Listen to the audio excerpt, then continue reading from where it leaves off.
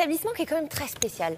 Il a la particularité d'accueillir des gens âgés de 7 à 77 ans, ce qui est quand même assez extraordinaire. Alors je vous rassure tout de suite, bon, j'ai peu rencontré de jeunes gens âgés de 7 ans et en tout cas plus proche des 77 ans, puisque figurez-vous que le doyen de l'école a 68 ans. Alors, il vient de Suisse. Il vient pas là pour chercher un métier, de cet homme-là. Eh bien, en fait, c'est une formation qui est qualifiante. Donc, en fait, si vous voulez, évidemment qu'il a déjà exercé une profession, cet homme-là dont on parle, le doyen qui vient de Suisse pour apprendre, pour faire cette formation. Mais en revanche, la sélection pour intégrer cette école, c'est qu'il ne demande pas de diplôme, d'être spécialisé dans le bois. Il ne vous demande pas d'être expert en bois. En revanche, il vous demande un projet professionnel. C'est comme ça que vous avez la possibilité d'intégrer cet établissement. Donc c'est extraordinaire parce qu'il n'y a plus de limite. Vous avez envie de, faire, de toucher le bois, de travailler le bois, eh bien c'est possible. Vous avez un projet, vous avez envie, la porte est grande ouverte. Alors c'est absolument magique. On va dire que la formation, précisons, elle dure 10 mois. 10 mois sur 12, 38 heures par semaine. Et certains n'ont jamais, donc jamais touché de bois ni de feuilles d'or avant d'intégrer l'école. Est-ce qu'on sait si après avoir pris cette formation, ils ont pu exercer? Qu'est-ce qu'ils sont devenus? On sait s'il y en a qui en ont fait un métier? Ah bah oui, on a du recul quand même parce que cette école a 30 ans d'existence. Ah bah oui. Donc il y a le recul nécessaire pour savoir qu'effectivement, ils ont des projets professionnels. C'est pour ça que dans l'entretien, quand on parle de projet professionnel, c'est important. Ça veut dire qu'à la fin de la formation, alors qu'est-ce que vous faites? Eh bien moi je veux faire ça, ça, ça, ça, ça. Et donc maintenant, alors je ne sais pas s'ils sont devenus riches, les anciens étudiants, en vendant leurs sculptures sur bois. Maintenant, ils s'en sortent et ils travaillent et ils sont très contents et très épanouis. Je vous propose de découvrir tout de suite les merveilleux travaux de ces élèves.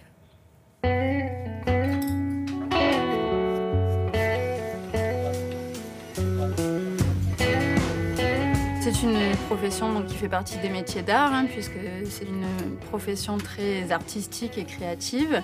Il y a une progression dans l'acquisition des compétences. Il commence par faire des petits exercices de sculpture, du modelage, du moulage. Et puis, en fin d'année, il leur reste en général entre 6 à 8 semaines pour réaliser leur œuvre de fin d'année.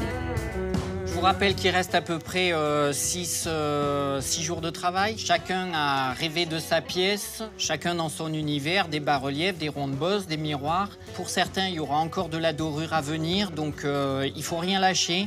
Il y a encore un peu de travail, gardez la motivation et faites-vous confiance.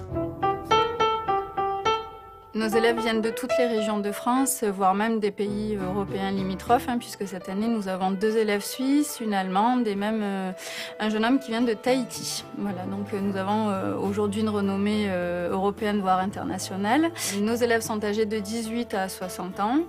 Et avec des expériences professionnelles diverses et variées, ce qui donne beaucoup de richesse finalement à nos formations, parce qu'on recrée une mini-société avec des personnes de tout âge et d'origines très différentes. Ils partagent tous la même passion, c'est celle du bois. Déjà, c'est vraiment la matière qui les attire en premier lieu. La majorité n'avait jamais travaillé le bois avant de venir chez nous. Avec du blanc en haut et du blanc en bas, ça va faire un regard hypnotique, et qui halluciné complètement. Compte tenu de la dimension des yeux, celui-là c'est le mieux, ça sous-entend derrière un petit coup de burin là. Donc tu vas frapper comme ceci, juste marquer comme ça, des 2 côtés, et ensuite tu vas dégager le copeau autour pour apporter justement un relief à quelque chose qui n'en a pas normalement, mais c'est la façon que l'on a en sculpture de rendre l'œil. Ils n'ont jamais franchi le pas de réaliser un métier dans le bois, et notamment celui de sculpteur et d'horreur sur bois. Et puis, un jour ou l'autre, ils se disent c'est maintenant, je me reconvertis.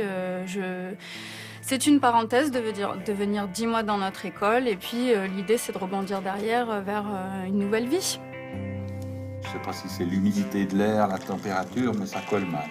Il fait chaud. Il te faut, tu mouilles et tu y reviens 2-3 fois. Ouais. Et tu poses dans l'instant, quoi. Ton couteau, il accroche un tout petit peu. Il faudra peut-être un peu le dégraisser. Les qualités à retenir pour ce métier sont essentiellement la concentration, la patience et la minutie, puisque il faut savoir qu'en 2 secondes, on peut gâcher des heures de travail.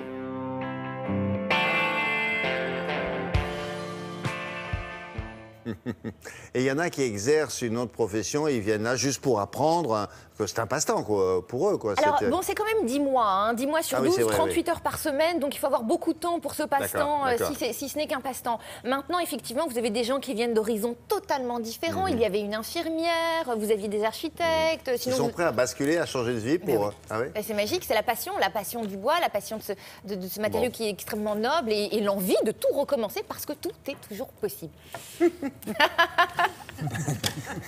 Bon, allez, on fait un point